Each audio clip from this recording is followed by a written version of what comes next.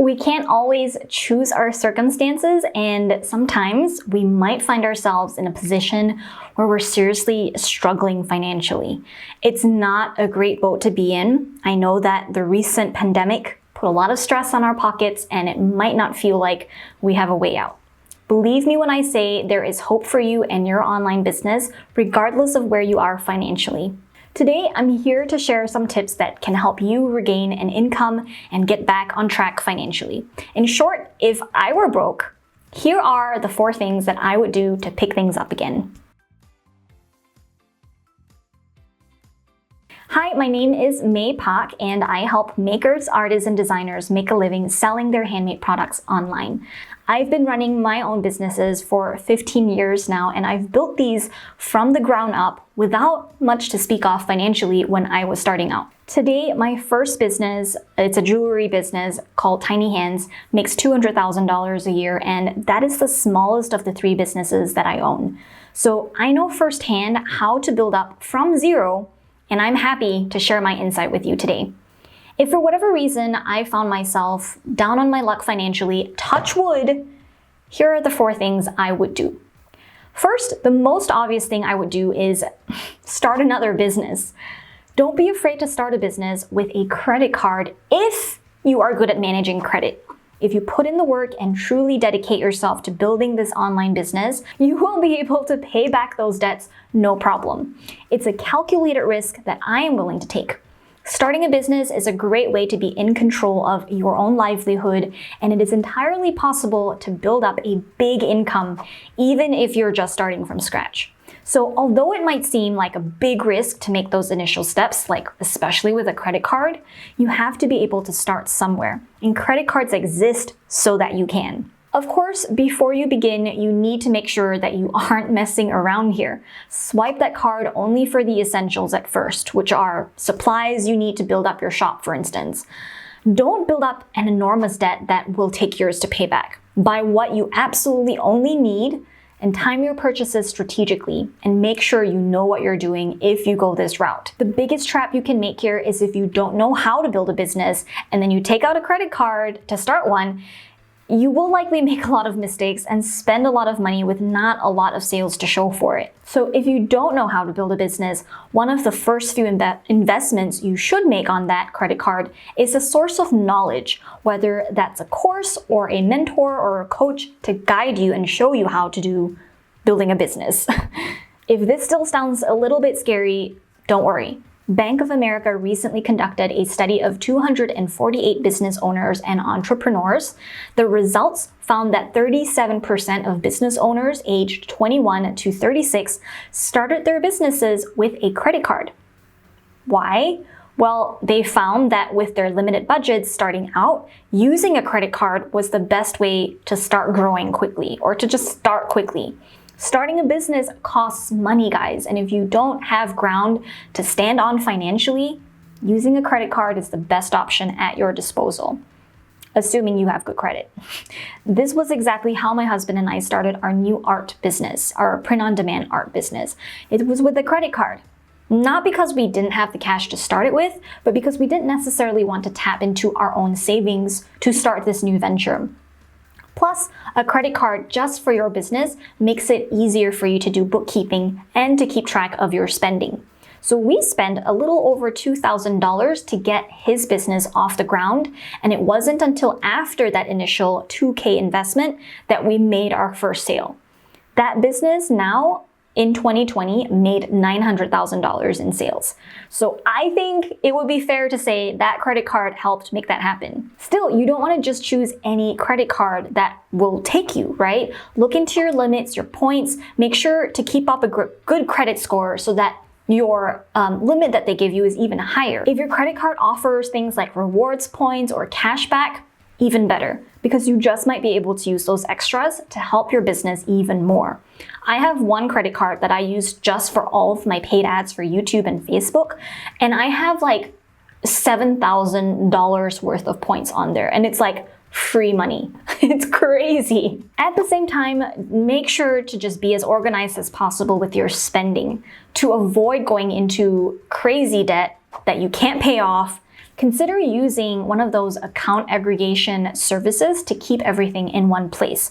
So for example, Mint is an app. You can connect all of your different bank accounts and credit card accounts together so you can have great visibility on your money. If you don't go that route, maybe keep a careful spreadsheet of all of your expenses and your due dates. You don't want to be left with a huge unexpected bill at the end of all of this. You just want your credit card to help with those initial expenses so you can get your business off the ground and start making sales. Another good habit to get into with using credit cards is we always pay off our credit cards before we actually get charged interest. When used correctly, credit cards can be a great way to delay spending. When used correctly and strategically, credit cards can be a really great tool to delay spending and speed up of the acquiring of investments that you need to start your business. So that's where I said the act of strategizing the timing of your purchases is really where a credit card comes in real handy. The second thing I would do if the business idea doesn't work is I would become a freelancer. I would start by creating a solid website that I can use to showcase my portfolio of whatever it is that I'm offering services for. A website will help my business look professional and accessible, and it helps people to trust me. This doesn't have to be a Shopify site. For freelancers who are service providers, you can use a free site builder like Wix. It's meant to be a static site, so you don't need a lot of bells and whistles or a shopping cart. It can be a simple website meant exclusively to show off my work to potential clients. Once my website is up, I would start networking. I would begin freelancing on Upwork. Upwork is a great place to build up an initial client base so you can start getting paid work and testimonials that will help you gain leverage with customers on and off the site. You also have new work to add to your portfolio. Now, Upwork does take a 20% cut of your money made, but when you are just establishing your business, it is so worth it to build up your portfolio and client base. And the nice thing about Upwork is that people are already there posting thousands of jobs every day. Eventually, you will be able to leave the site if you don't want to stay on there, but Upwork can really help you create a steady foundation for your freelance business in the beginning. So at the same time, I would also make sure to network in Facebook groups or Reddit forums or LinkedIn or really any other online space with client potential where your potential clients might hang out in. Facebook groups are a fantastic place to meet people who might be interested in your services. There are groups for everything you can imagine, and you just might find one that perfectly matches your specific craft or skills that you're offering as a service. So begin by joining a few groups and start being of service to people in the group. Like answer questions, give people feedback when they're asking for it. Just be a helpful person, and over time, people will start to notice you. Now, as a freelancer, I might offer services like product photography, paid ads management, social media management, or building or maintaining Shopify sites, because these are all skills that fall within my skill set.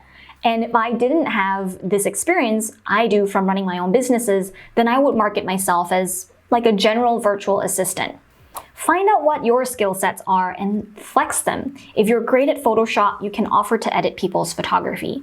If you're a designer, you can offer to draw up logos. If you're a writer, offer to help with social media copy or product description copy. Find what you're good at and then just network. You might be rejected 9 out of 10 times of the people you reach out to, but that 1 time out of 10 is worth the work when you're starting a business or a freelancing business. Now, I know that when you're starting out, it is hard for people to trust you if you don't already have a portfolio, right? But you can't build a portfolio if no one will hire you. So it's a chicken or egg situation, right? To this, I would even go as far for myself personally, to offer my services for free at a very low cost to start with so I can build up that portfolio quickly. Number 3, I would think about selling items around the house that I just don't use or need anymore. So use Facebook Marketplace, Craigslist, or eBay to collect some extra cash. Like, you can get quite a bit from an old appliance that still works but that you don't use anymore, or like some artwork that you just don't like anymore.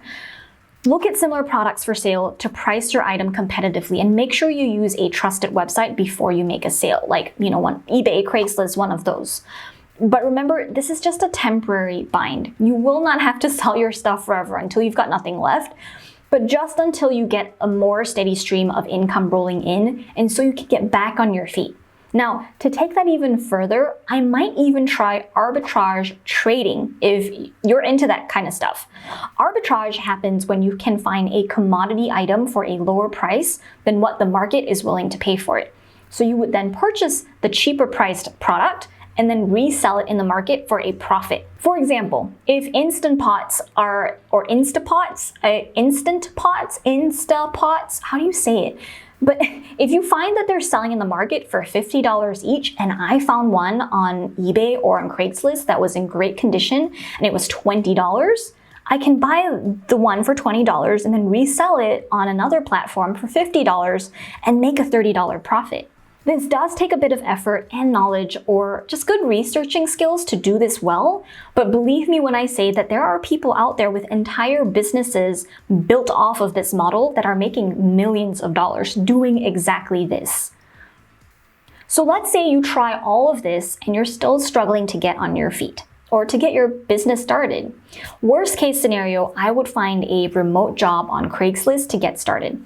I actually did do this for an entire year when I first went full-time with my jewelry business.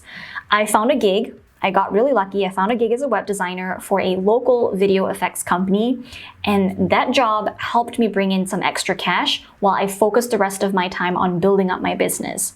Of course, you need to make sure that any jobs that you find on Craigslist are legit. Do your research and get into a written contract if you do get the job. Most of the time, you'll find that the jobs listed on there are totally safe, but you will definitely want to take precautions just in case. If you do find a steady job on Craigslist, you'll find that you have more time to build up your new business because of that new flow of cash and that new flow of income, even if it's not much. The key is to make just enough money so you can afford to really dive into your new venture. If even Craigslist is a dead end, I may look into delivery services like Uber Eats, DoorDash, or Postmates. The key here with getting a job at this point is that it's a part-time job with flexible hours or that you can work from home from. This is not necessarily a career you want to build, but just a temporary stepping stone to get you into a more comfortable life later on. I know times can be tough for some of you guys right now, for many of us, but I hope these tips give you a good idea of where you can start if you are finding yourself in a sticky situation financially. You might just find that when there's no place to go but up, you'll be soaring in no time. And what are some tactics you tried when you first started your business on a limited budget? I would love for you to share with me in the comment section below. Be sure to subscribe to my channel so you never miss out on a new episode on handmade business tips, and then stick around for the next video to start here. Thanks so much for watching.